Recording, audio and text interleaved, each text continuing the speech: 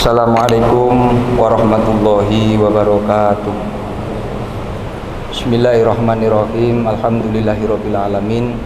Wassalatu wassalamu ala sayyidina wa maulana Muhammadin wa ala alihi wa ashabihi ajmain, amma ba'd.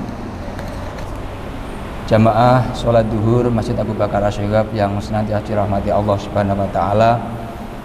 Pada kesempatan siang hari ini saya ingin menyampaikan satu cerita yang mengandung beberapa hikmah, yaitu kisah tentang waliun min auliyaillah, salah satu kekasih Allah, yaitu Syekh Abdul Aziz Ad-Dabbah.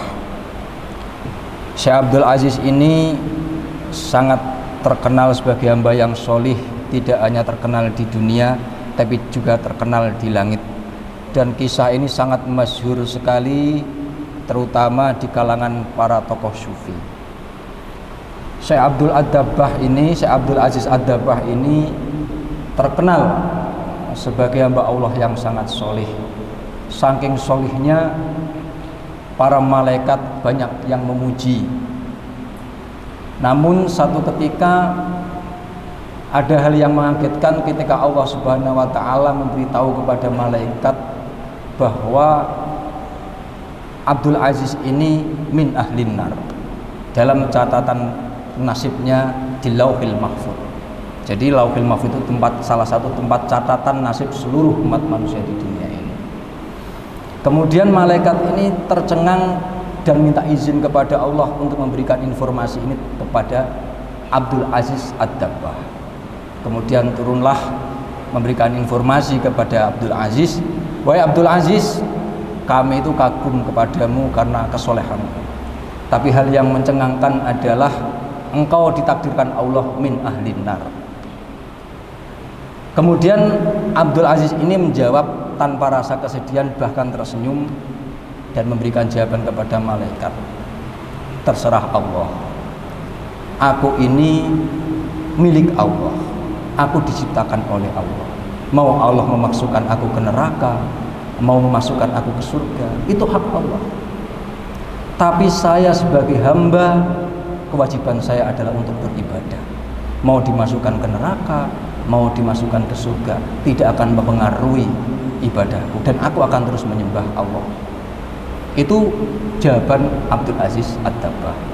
Malaikat semakin heran, karena kenapa orang ini begitu tidak berubah dengan keistiqomahan.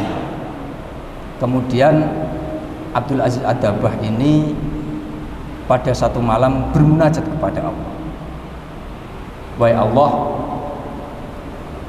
para orang mengenalku sebagai kekasihmu, bahkan malaikat-malaikat memujiku. Tapi kenapa engkau takdirkan aku menjadi ahli nar? Padahal engkau tidak pernah mendolimi hambamu. Engkau tidak pernah berlaku zalim kepada hambamu.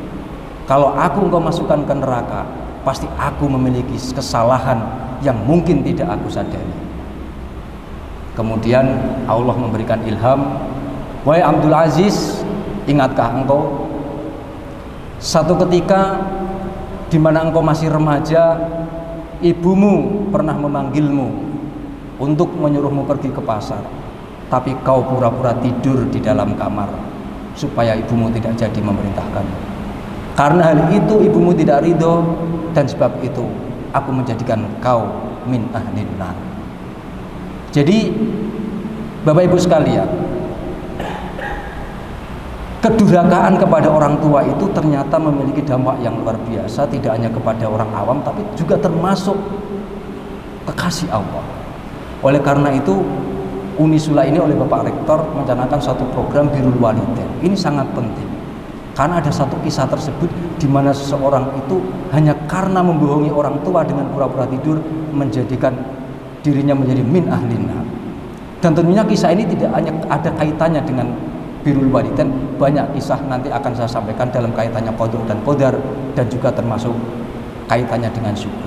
Tapi pada kesempatan kali ini kami ingin menyampaikan bahwa pentingnya Birrul Walidain adalah salah satunya ada kisah yang menarik dari kisah riwayat Syekh Abdul Aziz Ad-Dabbah ini, dan ini sangat masyhur di kalangan ulama tasawuf, ulama sufi.